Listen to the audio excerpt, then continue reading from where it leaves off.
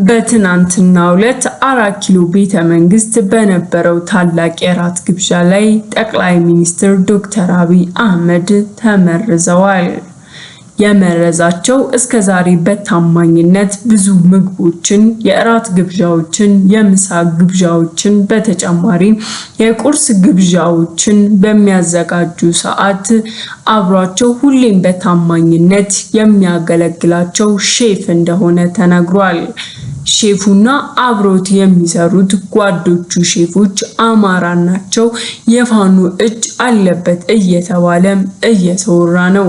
ሰላም ጤና ይስጥልን ውድ ተመልካቾቻችን፣ እንደምንቆያችሁ የዕለቱን ሰበር መረጃ በትንታኔ ወደ እናንተ የምናደርስ ይሆናል።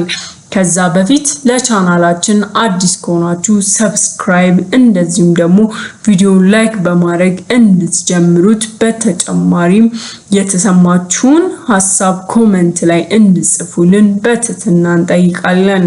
በትናንትና ዕለት ክብር ጠቅላይ ሚኒስትር ዶክተር አብይ አህመድ የብልጽግና ፓርቲዎቻቸው አባል የሆኑትን እንደዚሁም የቅርብ ጓዶቻቸውን በታላቁ 4 ኪሎ ቤተ መንግስት ታላቅ እራትን አዘጋጅተው ጋብዘዋቸው ነበር።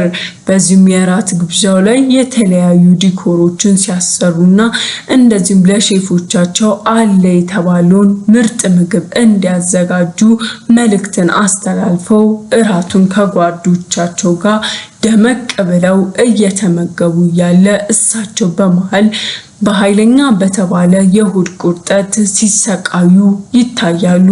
ጓዶቻቸው ምን ሆነ ነው፣ ምን ተፈጠረ፣ ምን አዲስ ነገር አለ ብለው ቢጠይቋቸውም እሳቸው ግን መመለስ ስላቃታቸው ወዲያው አምቡላንስ ተጠርቶ ወደ ትልቅ ሆስፒታል እንደሄዱ ተነግሯል።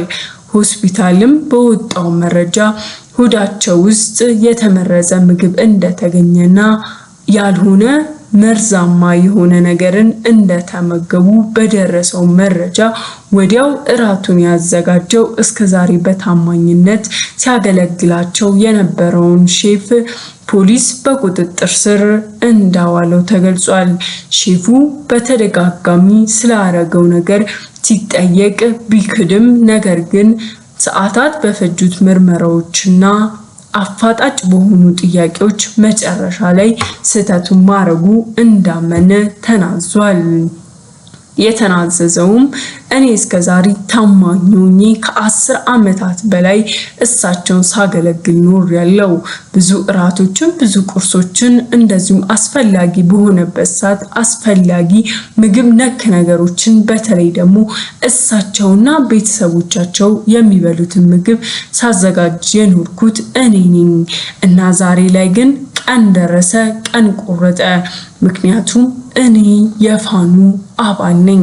ዛሬ ላይ ይህንን በማረጌ አይጸጽተኝም። ምክንያቱም በዚህ ባለፉት ሳምንታቶች በጎጃም የሚኖሩ ቤተሰቦችን 8 የቤተሰብ አባሎችን በሙሉ መከላከያ ደምስሷቸዋል። ይህንን ስሰማ አላስቻለኝም። አደገኛ መርዛማ የተባለው ምግብ አዎ ጨምሬባቸዋለሁ።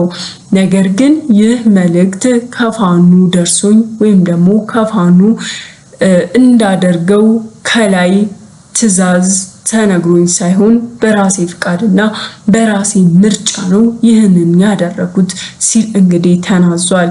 ይህም ማለቱና ከላይ ትዕዛዝ አለመቀበሉ ፋኑን እንዳስደሰተው ሰምተናል።